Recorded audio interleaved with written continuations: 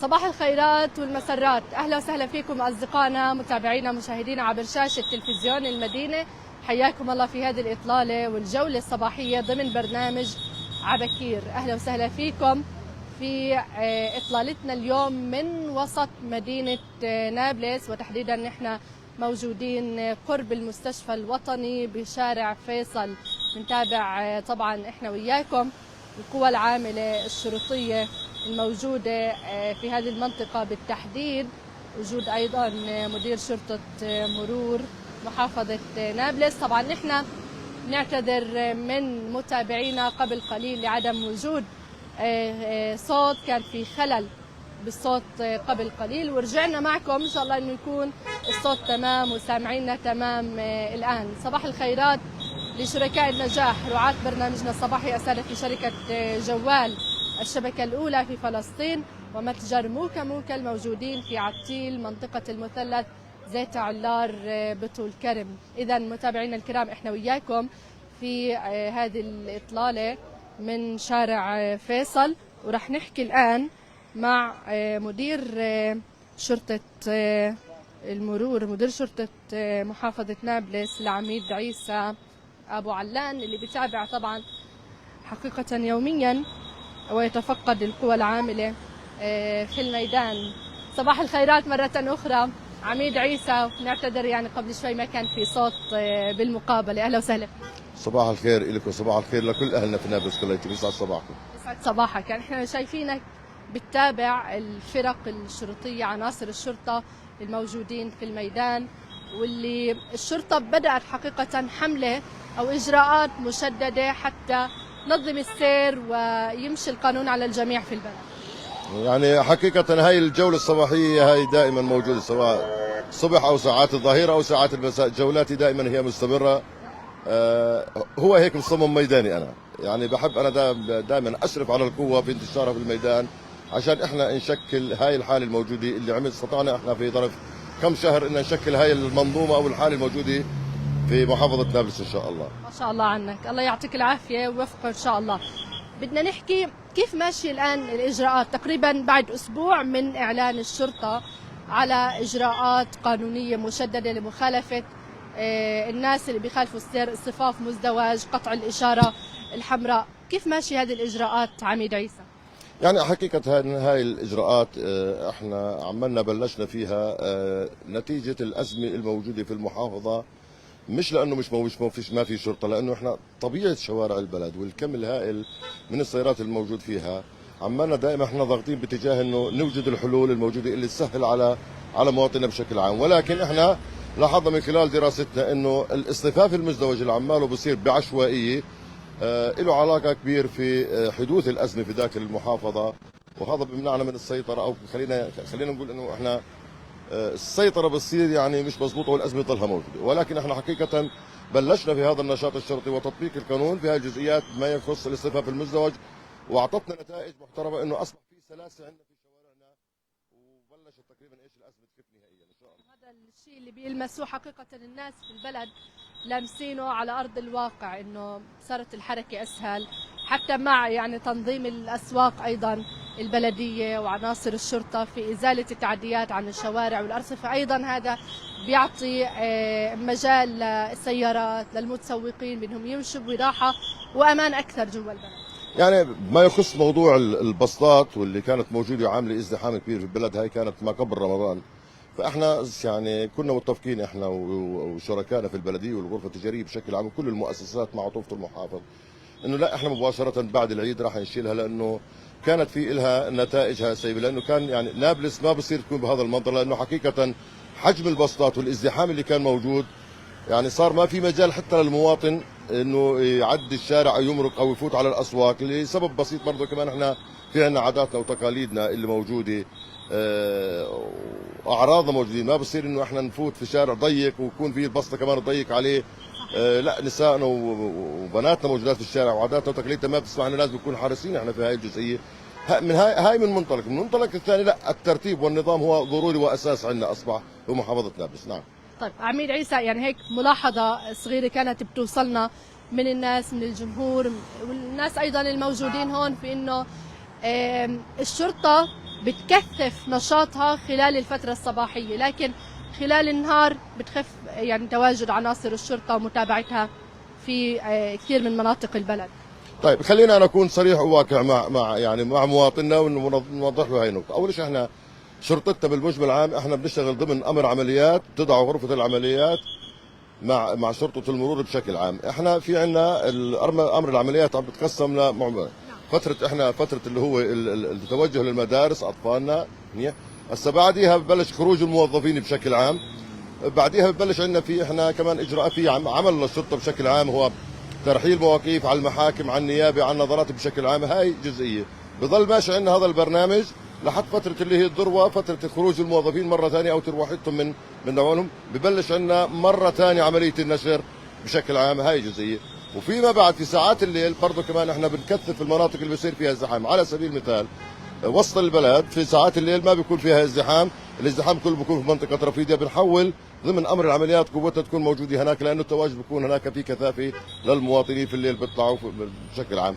هذا هو عمل الشرطه. نعم بجوز احنا في بعض المناطق كمان في المناطق الشرقيه هون وهناك الكل بيطالب انه الشرطه تكون موجوده، احنا ضاغطين باتجاه قديش في عندنا قوه ونفرض انه احنا يعني نعم الشرطه حقيقه هي نوزع الادوار. انا في كانت معلومه ما بعرف يعني هلا كيف اذا الوضع تغير، في نقص ممكن بعناصر الشرطه انها تغطي كل المناطق في المدينه.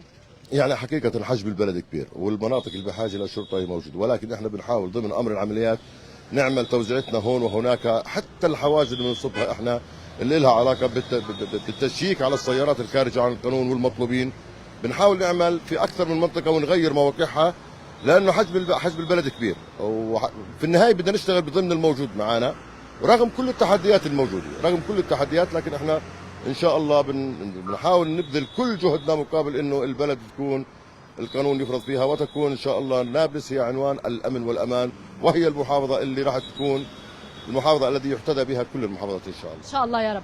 في كمان عميد عيسى مطالبات بالبلد القديم انه يكون ايضا في تواجد شرطي باستمرار داخل خان التجار داخل البلدة القديمة، تحديدا يعني في المناطق اللي بتشهد كثافة مرورية أو ضغط مروري عليه. حقيقة أنا بدي أوضح أنا جزئية، شرطتنا موجودة في كل مكان، في كل مكان، وإن المواطن دائما بنظر بتيجي في وجهه شرطة المرور. لا احنا سبق وحكيت في بعض المقاطع انه في عندنا الجزء المرئي والجزء الغير مرئي. الجزء الغير مرئي من المباحث، من محاماة الأسرة، من مكافحة المخدرات، هم موجودين في كل مكان في المحافظة، موجودين، بس المواطن ما بيعرفهم. بيعرف شرطة المرور. شايف؟ لا احنا يعني بنحاول دائما جولاتنا، في عندنا احنا قسم الدوريات دائما بنعمل دوريات، وراح نعطيهم تعليمات برضه لعيونهم مواطنين، ما مش مشكلة، راح احنا نودي دورياتنا في ذاك البلدة القديمة، رغم انه انا شخصيا بكون دائما بحاول يعني عندي عشق اني اقصر في البلدة القديمة. يسعد صباحك ويعطيكم الف عافيه. شكرا لك العميد عيسى ابو علان مدير شرطه محافظه نابلس على هذا اللقاء. واحنا طبعا اكيد صباح الخير بنصبح على كل العناصر طبعا الموجوده هون. الشرطه صباح الخيرات، الله يعطيك العافيه. يلا نمر قبل ما تقطع الاشاره. بدنا نصبح على كل الناس اللي بيتابعونا الان حقيقه عبر البث المباشر. عبد أبو صالح وأبو لؤي الشاعر صباح الخير، لسندس عزيزي وأحمد العكي.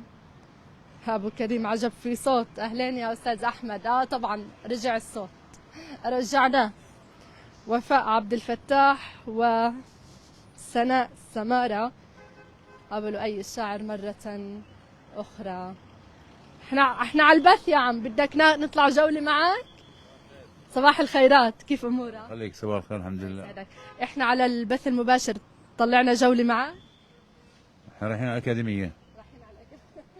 نودي المتابعين معك على الأكاديمية، شو رأيك؟ الله يسعد صباحكم يا رب. الله يسعد صباحك. كيف هالأشغال عمي؟ والله يعني مش كل هذا الشغل مرة، بالمرة الشغل.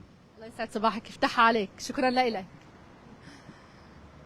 طيب مرة أخرى لزين بدران صباح الخير، وهاجر حلاوة من الأردن، ومعوض شرف صباح الخير. الناس طبعا احنا موجودين. صباح الخير. نعم لا احنا طالعين بث مباشر. مالهم اصحاب التكاسي اليوم طلعونا جولات معهم. طيب صباح الخيرات لأم عوض شرف، إبراهيم شروف أبو الأمير.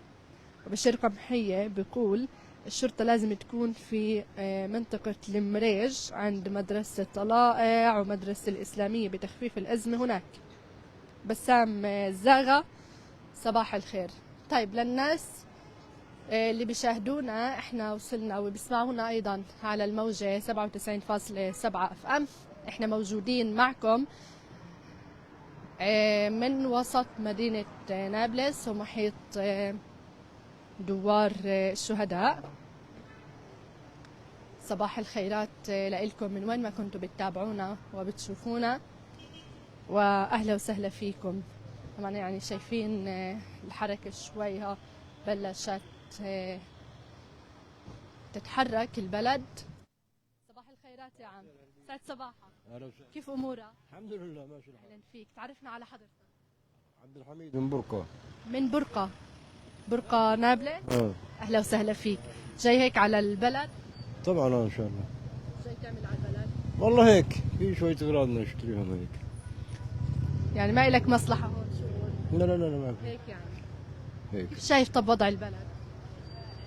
مليح. مليح حال. ماشي حال. يلا الحمد لله، الله يسعد صباحك، اهلا فيك. صباح الخيرات لكل اهلنا في برقة شمال غرب نابلس وكل الناس اللي بيتابعونا حقيقة من كل المناطق. نتمنى لكم كل الخير في هذا الصباح، وبنتمنى الخير ايضا لشعبنا وامتنا، يكونوا دائما بخير والفرج القريب والعاجل ان شاء الله لأهلنا في قطاع غزة الحبيب. طيب احنا وصلنا معكم كمان مرة لمحيط الدوار وسط مدينة نابلس، واحكوا لنا من وين انتم بتتابعونا، خبرونا من وين بتتابعونا، من اي مناطق بتشوفونا. قبل شوي طبعا يعني كنا بنحكي عن مع صاحب تاكسي وكان بيشتغل حقيقة في الداخل المحتل قبل الحرب. كان بيحكي انه كان ياخد يومية 800 شيكل، الآن بياخد يومية على التاكسي 200 شيكل، فباعتقاده انه هذا المبلغ يومي غير كافي، لأنه في ترخيص المركبة وفي دفع على الرقم وفي دفع لمكتب التاكسي والتزامات كثيرة حقيقة عنده، غير انه عنده 2 بالجامعة بيصرف عليهم ايضا، وغير ايضا يعني مصروف البيت والعيلة والالتزامات الثانية. فكنا حقيقة بنحكي بموضوع مهم جدا، انه معظم الناس او الشباب اللي كانوا بيشتغلوا في الداخل المحتل ما كانوا بيحوشوا او بيخبوا يعني شوي من الفلوس لهذه الايام الصعبة. هذه الايام يعني الان احنا كثير شفنا شباب واقفين على بسطات، بيبيعوا على بسطات او عندهم مشاريع صغيرة جدا حتى بس انهم يقدروا يأمنوا لقمة العيش لأولادهم وأسرهم. فهذا موضوع حقيقة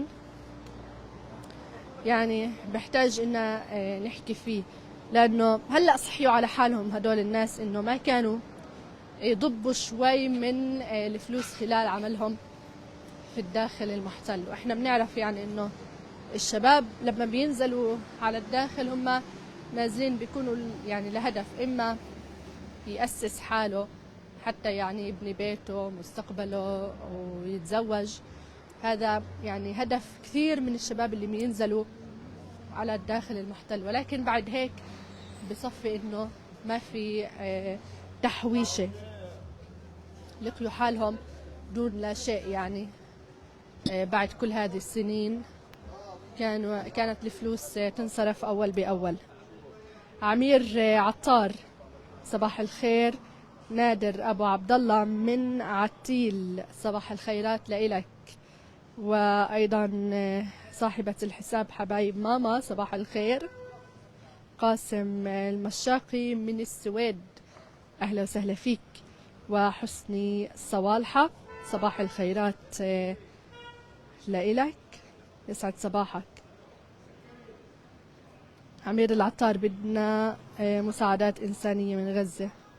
الله يكون بعونكم يا أستاذ عمير، إن شاء الله الفرج القريب والعاجل لأهلنا في قطاع غزة، وتنتهي هذه الحرب في أسرع وقت ممكن، ويعودوا أهلنا في القطاع يعني يتنفسوا شوي دون ليالي مرعبة، دون قلق، دون خوف على مصيرهم، لأنه حقيقة كل أهلنا في قطاع غزة هم في عداد الشهداء، يعني كل واحد بينتظر مصيره، ما بيعرف إمتى بيجي. وهذا بالإضافة للمعاناة والظروف القاسية جدا والصعبة جدا في ظل حرب المجاعة اللي عادت لقطاع غزة بعد إغلاق الاحتلال للمعابر ووقف دخول شاحنات المساعدات، قصف المخابز أيضا، لا يوجد يعني مخابز، لا يوجد طحين، حتى الخبز يعني غير موجود إلا بكميات شحيحة وقليلة جدا. فإن شاء الله إنه ربنا يهونها ويخفف عنهم بإذن الله. إحنا وصلنا معكم لشارع سفيان في مدينة نابلس. هذا شارع سفيان داخل المدينة. بنشوف أصحاب التكاسي ممكن اللي هون. يلا نشوف مسؤول الخط اللي هون، معلش. صباح الخير، يعطيك العافية. كيف أمورك؟ الله يسعد صباحك. الله يسعدك يا رب. مسؤول الخط اللي هون؟ مساعد المسؤول، مساعد المشرف. تعرف على حضرتك؟ أسامة أبو زيد. أهلا وسهلا فيك سيد أسامة. شو بتشتغل يعني هون؟ شو بتعمل؟ احنا من موظفين شركة عقارات تابعين البلدية. تنظيم السيارات والدور العمومي. نظم دور السيارة. دور السيارات والعمومي. كل الخطوط؟ مشرفين احنا مشكلين خطوط، في الطابق الأرضي وفي الطابق الثاني. احنا على الطابق الأرضي يعني خط الجامعة والأكاديمية والمخفية. كيف يعني بتنظم الدور؟ يعني اللي بيجي أول لازم يدخل أول؟ عندنا العموم كثير في نابلس. صحيح. كثير. في عندنا ساحة تخزين تحت. صحيح. المجمع بيستوعب ايش؟ بجوز بيستوعب له كل خط بيستوعب له 10 15 سيارة. كل ما يخلصوا هيك يعني. طلع دور 173 يا رائد، دور 173 يعني زي هيك بكون في عندنا ساحة تخزين، إذا بيحتاجوا بيطلبوا على المخشير بنوديهم جوا بس. السيارات كلها العمومي بتنزل على الساحة بعد ما تخلص المشوار يعني. في كم كبير يعني زي السيارات الأكاديمية، السيارات المخفية، الجامعة القديمة، في كثير، ففي ساحة تخزين تحت. احنا كل ما بيحتاجوا بيطلبوا عشان ما تصير أزمة ونسكر الشارع بس. انت بتطلع السيارات من الساحة على المجمع. نعم صحيح. الله يسعد صباحك. الله يرضى عليك. حياك. شكرا لك، اهلا فيك. طيب احنا من شارع سفيان، بس نوقف في مكان تمام ما نضايق على حركة السير. من شارع سفيان حقيقة نتمنى لكم كل الخير، ورح ننهي جولتنا اليوم معكم هون من شارع سفيان. صباح الخيرات مرة أخرى لكل من تابعنا، والشكر موصول لكل من تابعنا وشاركنا من خلال التعليقات. صباح الخير. الشكر موصول أيضا لرعاة برنامجنا الصباحي أسرة في شركة جوال الشبكة الأولى في فلسطين، ومتجر موكا الموجودين في عتيل منطقة المثلث زيت علار. بننصحكم انكم تجربوا اصنافهم المميزه من الحلويات الفرنسيه والمشروبات البارده والساخنه، وايضا قهوه موكا الرائعه. صباح الخيرات ايضا لزميلتنا رغد اسماعيل من وراء الكاميرا، وزميلنا مروان السايح من الهندسه الاذاعيه في راديو طريق المحبه. مني انا ساجده بني شمسه، اطيب الامنيات وخالص الدعوات لكم. نلتقيكم على خير، الى اللقاء.